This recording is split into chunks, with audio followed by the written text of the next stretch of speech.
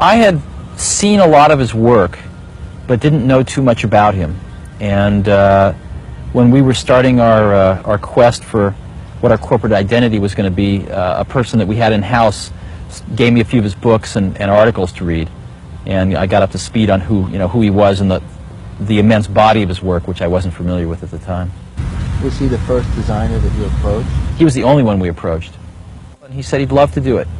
So he came out and visited us several times at Next and got to know the company and the people. And I think solved a very difficult problem for us. The problem he solved was, generally, most companies have their logo as just a logotype. And every once in a while, a company has a logo that's sort of a little jewel, a symbol, that can be used independently of the logotype. And at Apple, we had such a symbol. Matter of fact, at Apple, it was very rare because the symbol was the name of the company. It was a thing that had the same name as the company in Apple. Our challenge was that usually it takes, 10 years and $100 million to associate a symbol with the name of the company. Our challenge was, how could we have a little jewel that we could use without the name to put on the product, etc., without spending, $100 million in 10 years to make that association in the customer's mind. And Paul solved that by making us a little jewel that had contained in it the name of the company.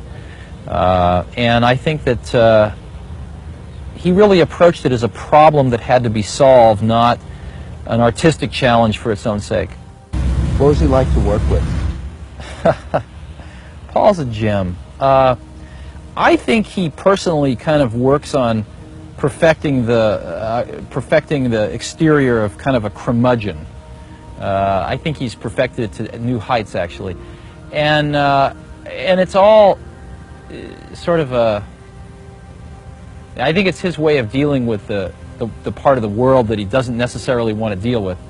I found him to be extremely bright and really have a heart of gold. I sort of, when I think of Paul, I think of a sort of a slightly tough exterior and a teddy bear inside. But in particular, working with him, he is one of the most professional people I've ever worked with, in the sense that he thought through all of the formal relationship between a client and a professional such as himself. Obviously very deep thoughts about this, and therefore he had very clear conclusions about what the relationship meant to both parties and how it should be conducted.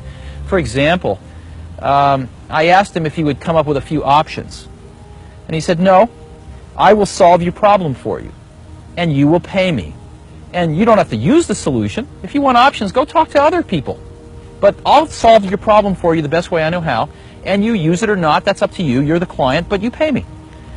And there was a clarity about the relationship that was refreshing. And again, really obviously the result of thinking about that relationship for many years or decades. And it was evident in several types of things that came up throughout the relationship. Paul's a phenomenal thinker, and I mean, he's a phenomenal writer, and I think to be a phenomenal writer, that's just a reflection of his thinking. He's a very, very deep thinker. And you go visit him in the house that he designed and had built for himself decades ago, and you get a sense that this is a very deep, thoughtful person who has tried to express in every part of his life what his principles are. And you don't meet so many people like that today. How would you describe his principles?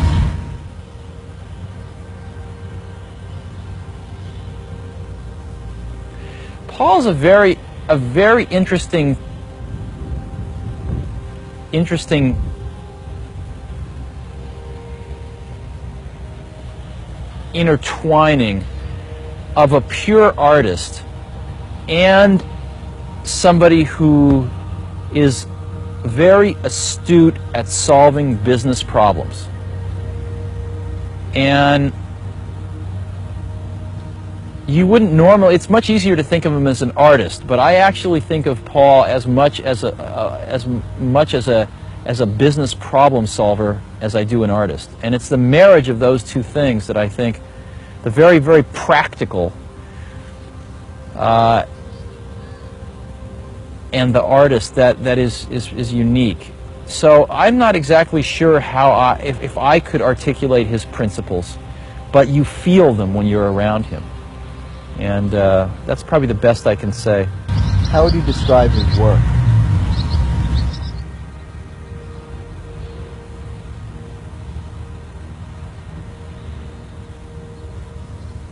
His work for me is very emotional, and yet when you study it, it's very intellectual for me.